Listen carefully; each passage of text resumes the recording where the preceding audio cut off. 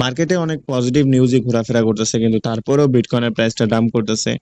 And 7 তারিখে হচ্ছে এফওএমসির meeting আছে, যেখানে হচ্ছে ইন্টারেস্ট রেট নিয়ে কথা বলা হবে, যে ইন্টারেস্ট রেট কাট করা হবে কি হবে না। হ্যালো এভরিওয়ান, কি অবস্থা সবার? তো আজকের এই ভিডিওতে আমি হচ্ছে বিটকয়েনের আপডেট আর হচ্ছে কিছু লেভেল দেব, যে লেভেল গুলোতে হচ্ছে বিটকয়েনকে আপনারা লং করতে পারবেন। এন্ড 7 তারিখে হচ্ছে এফওএমসির মিটিং এ রেট কাট করা হবে কি হবে না সেটার একটা অনুমান দেওয়ার ট্রাই করব, যে রেড কার্ড হতে পারে কি হবে না। সো ভিডিওটা অবশ্যই শেষ পর্যন্ত দেখবেন।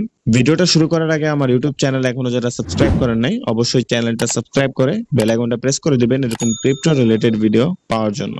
এন্ড আমার টেলিগ্রাম চ্যানেলে এখনো যারা জয়েন করেন নাই, অবশ্যই আমার টেলিগ্রাম চ্যানেলে জয়েন হয়ে যান। এখানে আমি মার্কেট আপডেট আর হচ্ছে বিটকয়েনের চার্ট শেয়ার করে থাকি। সো অবশ্যই আমার টেলিগ্রামে জয়েন হয়ে যান। সো দেখেন, মার্কেট এখন একটা কনফিউশনের মধ্যে আছে, কজ ডোনাল্ড ট্রাম্প এখানে বলতেছে যে ইন্টারেস্ট রেট লো হওয়ার কথা, কারণ হচ্ছে ইনফ্লেশন আর গ্যাস প্রাইস হচ্ছে লো হইছে। সো যার কারণে ডোনাল্ড ট্রাম্প মনে করে যে এটা একটা পারফেক্ট টাইম ইন্টারেস্ট রেট লো করার। কিন্তু ফেডের হচ্ছে অন্যরকমই মুড চলতেছে। ফেড মনে করতেছে যে এখনই পারফেক্ট সময় না ইন্টারেস্ট রেট লো করার জন্য, ইন্টারেস্ট রেট লো করতে হবে একটু স্লোলি। সো মার্কেট একটা কনফিউশনের মধ্যে আছে, যার কারণে আমরা মার্কেটে একটা ওয়ান সাইড মুভমেন্ট কিন্তু দেখতে পারতেছি না। এত পজিটিভ নিউজ আসার পরেও উল্টা হচ্ছে মার্কেট ডাম্প করতেছে। এখন হচ্ছে আপনাদের অনেক ইম্পর্টেন্ট একটা ইনফরমেশন শেয়ার করব, যেটা হচ্ছে আপনার ব্ল্যাক রকের ট্রানজাকশন। ঠিক আছে, আপনি যদি এখানে ব্ল্যাক রকের ট্রানজাকশন দেখেন, ব্ল্যাক রক কিন্তু কয়েকদিন ধরে মাল্টি মিলিয়ন ডলার হচ্ছে মিডাসে ট্রান্সফার করতেছে, আর মাল্টি মিলিয়ন ডলার দিয়ে হচ্ছে বিটকয়েন কিনতেছে। এখন আপনারা বলবেন যে মিডাসটা কি আর মিডাসের কাজটা কি। মিডাস হচ্ছে একটা অন চেন আমেরিকান বন্ডসে ইনভেস্ট করার একটা প্ল্যাটফর্ম, যেখানে হচ্ছে আপনি আমেরিকান বন্ডস এর উপরে শর্ট টার্মের জন্য ইনভেস্ট করতে পারবেন। সো আমেরিকান বন্ডসটা কি? আমেরিকান বন্ডস হচ্ছে আপনার এক কথায়, সোজা কথায় বলতে গেলে ইন্টারেস্ট রেট। সো আপনি বলতে পারেন যে ব্ল্যাক রক হচ্ছে নিজের পোর্টফোলিও থেকে আমেরিকান বন্ডসে মানে ইন্টারেস্ট রেটের উপরে টাকা লাগাইতেছে বা ইনভেস্ট করতেছে। ঠিক আছে, আর অপর সাইডে যদি দেখেন যে ব্ল্যাক রক কিন্তু বিটকয়েনও কিনতেছে।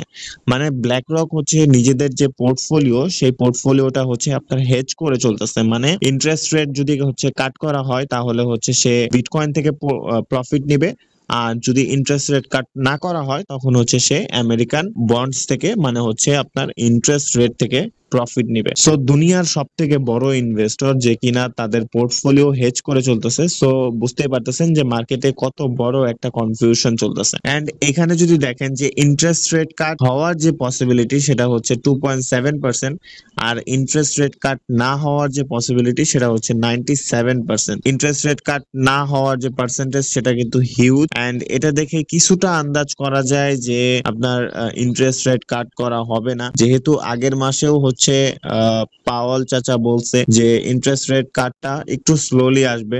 সো আমি মনে করি যে ইন্টারেস্ট রেটের যে কাটটা সেটা হবে আপনার জুন বা জুলাইয়ের দিকে হচ্ছে ইন্টারেস্ট রেট কাট হইতে পারে, বা হচ্ছে আপনার সেপ্টেম্বরে। সো যেহেতু আমরা একটা অনুমান করে নিছি যে ইন্টারেস্ট রেট কাট হবে না, তো সেই ক্ষেত্রে চার্টে আমরা কিরকম মুভমেন্ট দেখতে পারি সেটাই এখন আমি আপনাদেরকে বলবো। বিটকয়েন যে পাম্প করে, পাম্প করার পরে এখানে একটা রেঞ্জ ক্রিয়েট করছিল, এন্ড রেঞ্জ ক্রিয়েট করার পরে বিটকয়েন কিন্তু রেঞ্জের আপসাইডের যে লিকুইডিটি, সেই লিকুইডিটিটা কিন্তু নিয়ে নিছে, এন্ড বর্তমানে রেঞ্জের ভিতরে আবার ট্রেড হইতেছে। এন্ড রেঞ্জের লো সাইডের যে লিকুইডিটি, সেই লিকুইডিটি নেওয়া কিন্তু এখনো বিটকয়েনের বাকি আছে, যেটা হচ্ছে আপনার 91,600 এ। সো এই লিকুইডিটি নেওয়া কিন্তু এখনো বিটকয়েনের জন্য বাকি আছে, এন্ড এই লিকুইডিটি আমি মনে করতেছি যে বিটকয়েন আজকের ভিতরে বা কালকের ভিতরে হয়তো নিয়ে নিবে।